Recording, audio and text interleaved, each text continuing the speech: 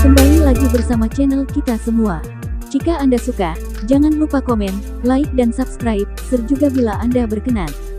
Selamat membaca dan mendengarkan. Perintah Kaisar Naga, Bab 3471-3473. Saya tidak menyangka bahwa Anda benar-benar memiliki aura dari 3 klan di tubuh Anda. Di antara dunia yang luas, hanya ada segelintir orang yang dapat mengintegrasikan kekuatan dari 3 klan. Sepertinya bakat Anda sangat bagus, jadi aku akan melakukannya. Aku tidak khawatir jika mewariskan warisan ini kepadamu. Orang tua itu berkata dengan gembira di wajahnya. Senior, kamu, siapa kamu? Dev bertanya. Saya Raja Bintang Api. Saya telah mempraktikkan semua jenis api ekstrim sepanjang hidup saya. Merupakan keberuntungan bagi Anda untuk dapat bertemu dengan saya. Saya menerapkan keterampilan dan pengalaman saya ke dinding bagian dalam kuali tembaga untuk menemukan orang yang paling cocok. Aku tidak menyangka bahwa orang yang ditakdirkan bersamaku adalah anak laki-laki dari klan Naga Emas, Raja Bintang Api berkata perlahan. Raja Bintang Api.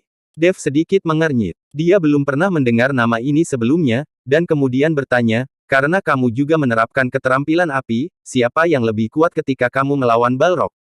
Balrog, itu artinya kamu memiliki api iblis Balrog di tubuhmu. Menurutmu, apakah api pamungkas klan Balrog memiliki api yang paling kuat? Raja Bintang Api berbalik bertanya. Dev memiliki api pamungkas dari klan iblis di tubuhnya, itulah yang diajarkan iblis api ini kepadanya. Dev menggelengkan kepalanya, meskipun api pamungkasku berasal dari dia, itu tidak diajarkan olehnya. Tidakkah kamu menyadari bahwa ketika api pamungkas iblismu bertemu dengan apiku, rasanya seperti seorang cucu bertemu dengan kakeknya? Siapa Balrog yang kamu sebutkan itu? Iblis api paling kuat di antara ras iblis adalah Raja Iblis Api Abadi. Hanya saja aku tidak bertemu dengannya di medan perang ini. Kalau tidak, aku pasti akan meminta nasihatnya, meski hanya beberapa gerakan. Raja Bintang Api tampak sangat kecewa. Mendengarkan perkataan Raja Bintang Api, kulit kepala Dev terasa sedikit mati rasa. Di mata Raja Bintang Api, Balrog bukanlah apa-apa. Dev tidak tahu seberapa kuat musuhnya di masa depan. Senior, apa yang menyebabkan perang antara dewa dan iblis ini? Begitu banyak biksu yang terbunuh dan terluka, dan beberapa iblis ditindas. Apakah Anda juga jatuh ke medan perang para dewa dan iblis, meninggalkan sisa jiwa ini? Dev ingin mengetahui sesuatu tentang pertempuran antara dewa dan iblis dari Raja Bintang Api. Kentut, bagaimana saya bisa jatuh di medan perang kecil ini? Saya datang ke dunia ini hanya untuk menghentikan pertempuran dan meninggalkan warisan ini. Itu saja. Sebagai keturunan dari silsilah naga emas, kenapa kamu begitu picik? Dunia surga dan bumi ini hanyalah sebuah perang tingkat rendah, bahkan perang antara dewa dan iblis saat itu hanyalah pertarungan antara orang-orang kelas bawah. Entah itu makhluk abadi, ras iblis, ras binatang buas, termasuk klan nagamu juga terlibat.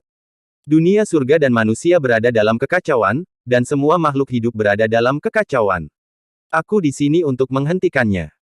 Jika seseorang seperti saya datang untuk berperang di dunia surga dan manusia, saya khawatir Anda tidak lagi dapat melihat keberadaan dunia surga dan dunia surga dan manusia sudah lama runtuh. Perang antara dewa dan iblis menyebabkan runtuhnya lebih dari 3.000 klan dan dunia. Bahkan ratusan dunia di surga hancur dan lenyap sama sekali dalam sungai panjang sejarah. Adapun penyebab perang antara dewa dan iblis, masih menjadi misteri, kata Raja Bintang Api. Kata-kata Raja Bintang Api sangat mengejutkan Dev, karena pada saat ini, Dev tiba-tiba merasa seperti katak di dasar sumur. Ketika dia bertemu dengan beberapa iblis besar pada awalnya, dia mengira mereka berada di atas. Tapi sekarang tampaknya iblis besar ini dianggap sebagai pemimpin di dunia para dewa dan manusia, tetapi di alam lain dan dunia lain, mungkin tidak sama sekali penting.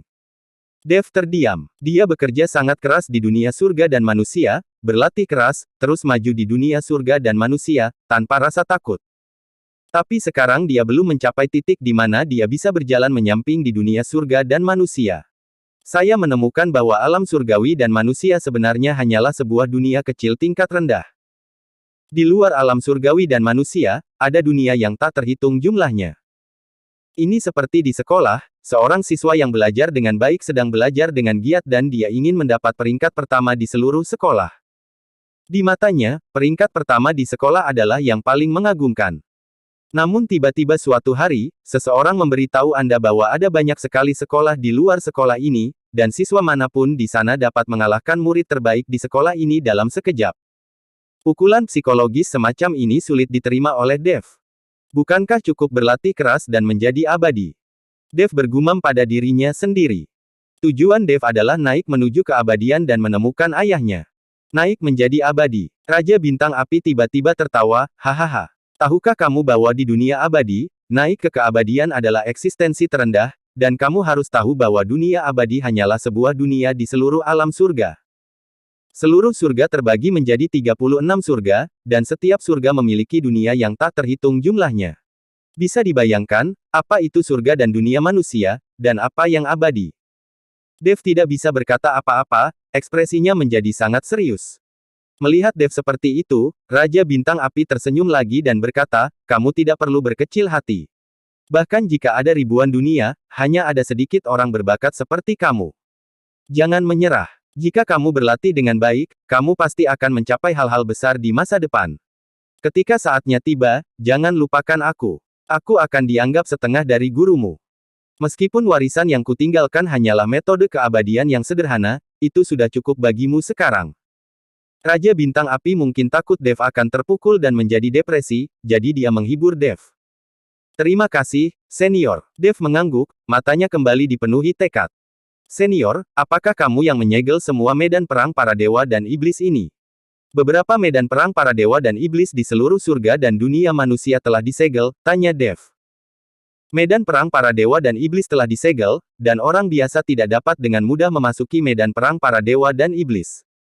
Raja Bintang Api mengangguk, itu benar. Selama perkelahian antar suku, jutaan biksu dari segala jenis terbunuh. Senjata magis dan senjata ajaib tertinggal, dan berbagai harta karun bahkan lebih banyak lagi. Ada banyak sekali. Jika tidak disegel, dunia surga dan manusia akan berubah menjadi tanah biadab. Meski harta karun ini bagus, namun juga merupakan benda yang memikat pikiran dan membuat orang saling membunuh. Senior, karena ini adalah medan perang para dewa dan iblis yang kamu segel, ada sesuatu yang ingin aku tanyakan kepada senior, kata Dev, dan benar-benar mengeluarkan jamnya. Karena Dev mencobanya berkali-kali, dan jam itu gagal untuk diaktifkan. Tapi Dev tahu bahwa jam itu pasti semacam senjata ajaib waktu, tapi dia tidak bisa mengaktifkannya. Jam itu bisa digunakan oleh telur makhluk roh selama krisis. Tepat ketika Dev mengeluarkan jam, Raja Bintang Roh bahkan tidak melihatnya. Sebaliknya, dia menatap cincin penyimpanan Dev. Dev berkata dengan wajah bingung, senior, ini hanya cincin penyimpanan. Apakah kamu sangat menyukainya? Jika kamu menyukainya, aku bisa memberikannya padamu. Dev mengira Raja Bintang Api menyukai cincin penyimpanannya. Sial, apa yang kuinginkan dari barang jelekmu itu? Jika aku ingin menyimpan sesuatu, aku bisa membuat tempat penyimpanan untuk diriku sendiri. Di seluruh dunia surga yang besar itu, jika kamu masih memakai perangkat penyimpanan sihir rusak seperti itu, kamu akan ditertawakan hingga terbahak-bahak. Raja Bintang Api berkata dengan nada menghina. Lalu mengapa senior menatap cincin penyimpananku? Dev berkata dengan bingung. Saya sedang melihat binatang kecil di cincin penyimpanan Anda. Keluarkan dia dan biarkan saya melihat lebih dekat. Raja Bintang Api ingin melihat unicorn kecil Dev. Ketika Dev mendengar ini, dia buru-buru mengeluarkan binatang unicorn kecil itu dan berkata, senior, awalnya ini adalah telur binatang roh yang saya dapatkan dari medan perang para dewa dan iblis ini. Lalu seekor binatang unicorn kecil menetas, tapi terlalu kecil untuk ditunggangi. Mata Raja Bintang kecil tertuju pada binatang kecil unicorn itu, dan butuh waktu lama sebelum dia berkata, kamu, apakah kamu yakin mengambilnya dari medan perang antara dewa dan iblis?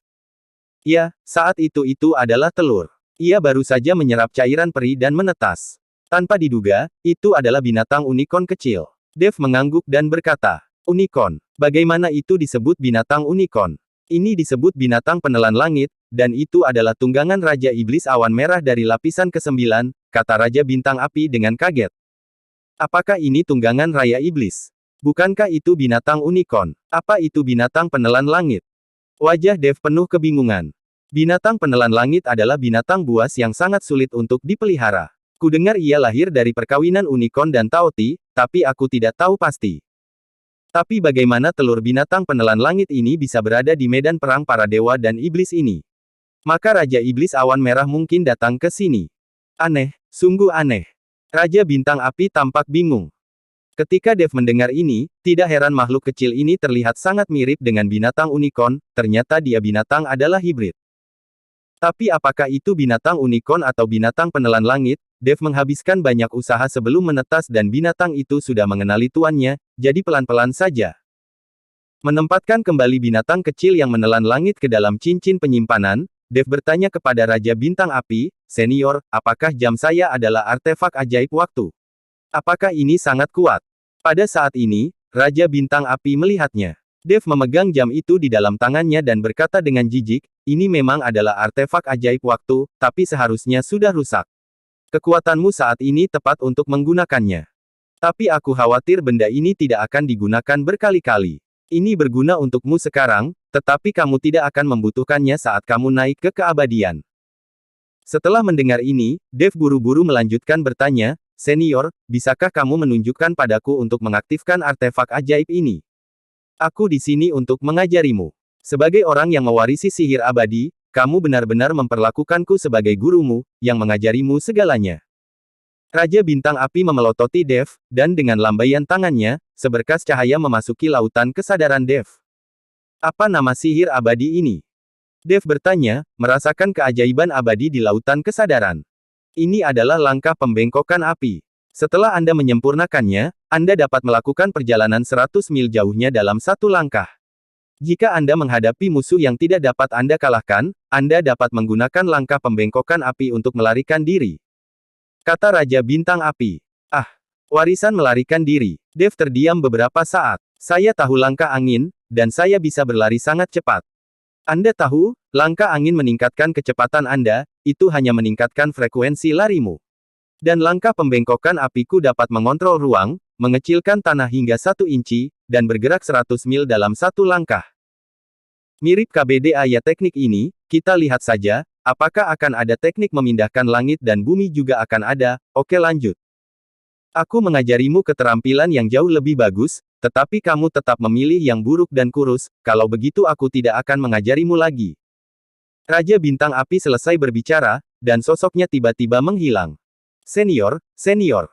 Dev berteriak, tapi tidak ada bayangan Raja Bintang Api di sana. Dev melihat bahwa dia masih berada di dalam kuali perunggu. Dinding bagian dalam kuali perunggu sangat halus, dan ada keterampilan yang terukir di atasnya. Sial, apakah ini mimpi? Dev turun dari kuali perunggu, matanya penuh kebingungan. Tetapi ketika kesadaran Dev memasuki lautan kesadaran dan menemukan bahwa teknik langkah pembengkokan api ada di lautan kesadarannya, kali ini dia menyadari bahwa itu bukanlah mimpi sama sekali. Orang tua itu memiliki temperamen yang sangat buruk. Dev terdiam beberapa saat, Raja Bintang Api ini sebenarnya bersikap picik. Dev berjalan mengitari aula lagi, dan setelah menemukan bahwa tidak ada harta karun lainnya, dia diam-diam melihat keluar aula untuk mengamati. Dev takut Preston masih berada di luar, kalau begitu, jika dia keluar dengan gegabah, bukankah itu seperti domba yang masuk ke mulut harimau? Setelah mengintip beberapa saat, dia menemukan bahwa Preston tidak ada di luar, lalu Dev menggunakan indera spiritualnya untuk memeriksanya sebelum dia berani keluar dari aula. Tepat setelah Dev keluar dari aula, aula itu tiba-tiba menghilang, seolah-olah tidak pernah ada. "Master." Pada saat ini, Helena dan yang lainnya bergegas dari tengah gunung. "Mengapa kamu datang ke sini?" Dev bertanya.